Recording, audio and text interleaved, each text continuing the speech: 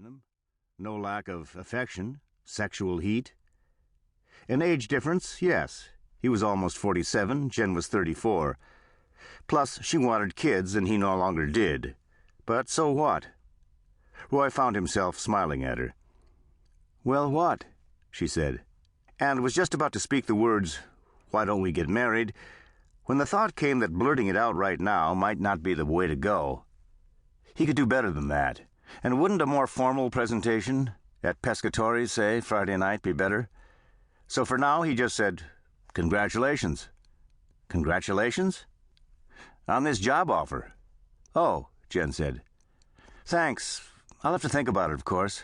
Colorado's far away."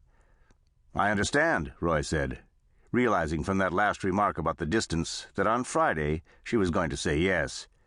2 days away. He felt pretty crafty. Jen got up and went into the bathroom.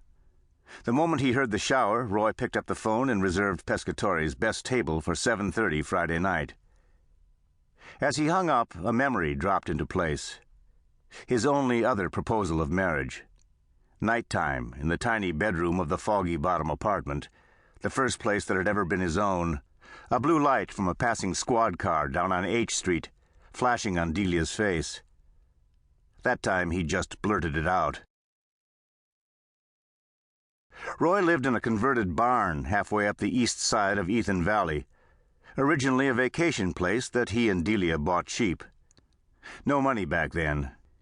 Delia was still new at the Hobbs Institute, a think tank specializing in third-world economic problems, and Roy's work hadn't started to sell. A falling-down barn, complete with bat colony and a hippie squatter. Delia's face lit up at first sight. They fixed it up themselves, meaning Roy did the fixing while Delia made impossible suggestions, kind of like a princess in a fairy tale. That side of her, this was not long after Delia got her Ph.D. in economics from Georgetown, was something she showed only to him.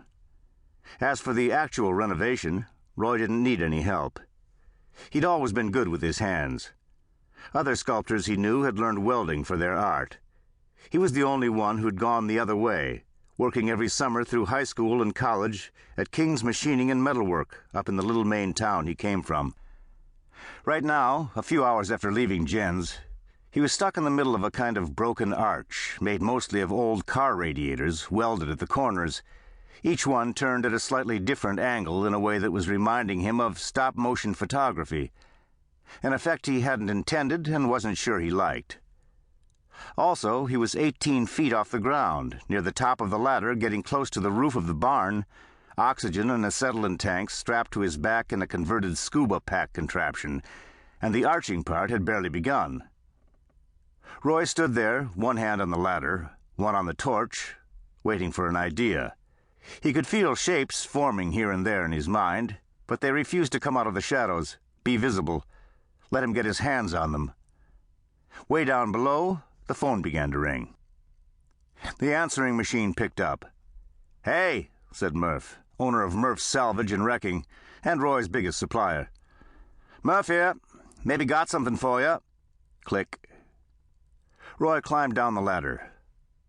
A very strange thing happened on the last step. He lost his breath. Roy was in such good shape, had been in such good shape for so long that he almost couldn't put a name to it. Just a common, everyday thing, losing your breath. Had he been easing up on his routine? The day before, he'd run from the barn to the cross-country ski parking lot and back 7 miles. And on Sunday, he'd snowshoed all morning on the Lower Ridge Loop, passing a whole group of college-age snowshoers in some race he hadn't known about. So, was he nervous about Friday night? Had to be it. A man was never too old to get nervous. Annoying in a counterintuitive way, but true, at least in his case. Late in the afternoon, Roy drove down the valley to Murph's. That meant passing the green in Eaton Center. Neanderthal number 19, last in the series that had made his name, stood at one end. He'd given it to the town not long after Delia's death. Roy liked seeing it in winter, when snow rounded the flat surfaces, somehow bringing out all the Neanderthal characteristics. Characteristics he hadn't intended, not consciously. The series title